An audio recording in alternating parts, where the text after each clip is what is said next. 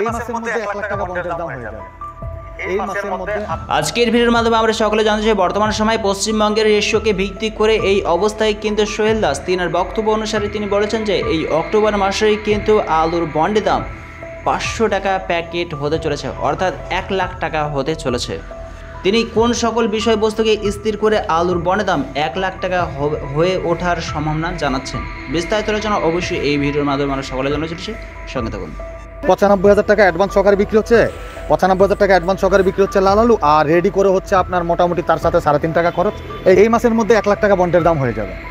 এই মাসের মধ্যে আমাদের গড় মোকাম বন্ডের দাম 1 লাখ টাকা হয়ে যাবে। এর কারণ আমাদের পুরো ওয়েস্ট বেঙ্গলে 58 থেকে 60% আলু নিকাশি হয়ে গেছে, 40% আলু আছে, তার মধ্যে ধরে নিন অ্যাপ্রোক্স 6% থেকে 7% বিচন আছে, তাইলে থাকলো আরও 34%। মধ্যে এই মাসে না বাইর হলো 16 থেকে 17% আলু নিকাশি হয়ে যাবে স্টোরে।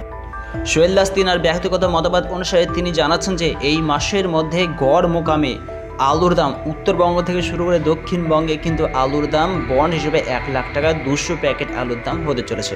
বাকি যেটা থাকবে আমাদের নভেম্বর এবং ডিসেম্বর মাস চালাতে হবে, অতএব মাল আলু শেষে শর্ট হবে। তিনার রেশিও অনুসারে তিনি জানাচ্ছেন যে আলু শেষে কিন্তু শর্ট হতে চলেছে, শর্ট হওয়ার পরিকল্পনাই হবে। আর আমি তো জানেন যে সময়টা পুরো ওয়েস্ট বেঙ্গল মন্দাতে ছিল, পুরো পশ্চিমবঙ্গের লোক বলছিল স্টোর আলু নিলাম হয়ে যাবে, সবাই বলছিল আলু বিক্রি হবে না। আমি তখনও বলছি আলু 1 লাখ টাকা হবে, 1,20,000 হবে, 1,40,000 হবে। এটা আমার পার্সোনাল ব্যক্তিগত মতামত।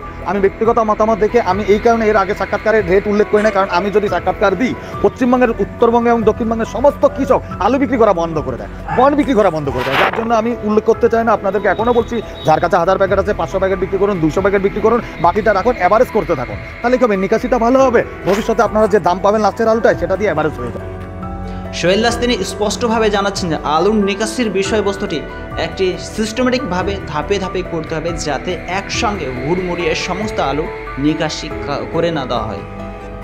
এছাড়া তেনাকে যখন চাষের ব্যাপারে প্রশ্ন করা হচ্ছে এই যে আমাদের পশ্চিমবঙ্গে আলুর চাষ পিছিয়ে যাচ্ছে, সেই বিষয়ে তিনি স্পষ্টভাবে জানাচ্ছেন যে থেকে 20 দিন অল ওভার ইন্ডিয়াতে, পাঞ্জাব দেখুন পরশুদিন প্রচুর হারে বৃষ্টি হলো, হরিয়ানাতে প্রচুর পরিমাণে বৃষ্টি, দিল্লিতে বৃষ্টি, অরুণাচলে বৃষ্টি, এরপরে বলার কোনো ভাষায় নেই। আমাদের উত্তরবঙ্গ আজ থেকে 4-5 দিন আগে এত পরিমাণে বৃষ্টি হলো, পাহাড়ের পাশে গরু মহিষ নদীর জলে ভাসতেছে, জলঢাকাতে এত পরিমাণে ফ্লাড হলো, মানে ধারণার বাইরে, বাড়ি ঘরের মধ্যে জল ঢুকে গেল। এরপরে আর বলার কি ভাষা আছে।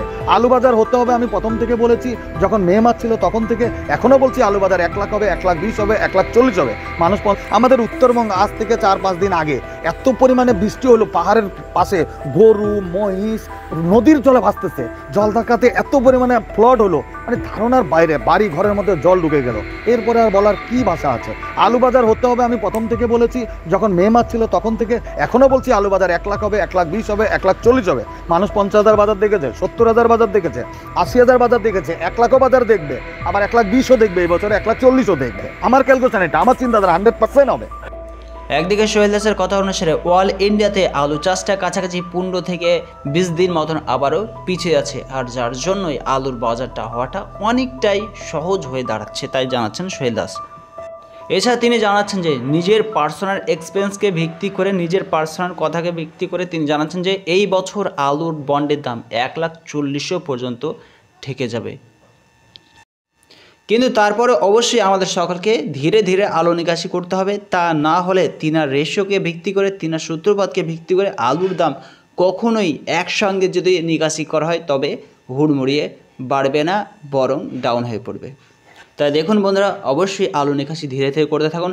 ইউপির দিকে দৃষ্টিপাত করলে আলুর বীজ কাছাকাছি 15 থেকে 20% মতন আমাদের ইউপিতেও আলুর বীজ রয়েছে, আর কাছাকাছি 20% মতন খাবার আলু রয়েছে, আর সেই বিষয়বস্তুকে প্রাধান্য করে ইউপিতে কিন্তু আগামী দিনগুলিতে আলুর দাম বাড়তে চলেছে। এই ধরনের মন্তব্য আসছে আজাদপুর আলু ব্যবসায়িকদের কাছ থেকে।